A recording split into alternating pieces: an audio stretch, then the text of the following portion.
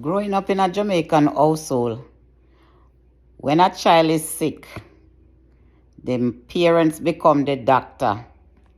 Lick a cough, them a give you cold medicine. Or my father would roast the sour orange and put sugar in it and give me and said, that for your chest. Or then soak the garlic in the honey when you have the bad cold. And you have a stomach and stomach that. Well, the garlic no sit so right with some of these children, you know. The garlic no sit so right with some of the pick them. But you know they have to take it.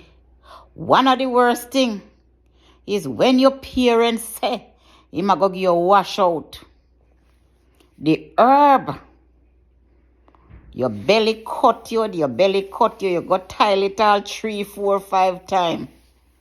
And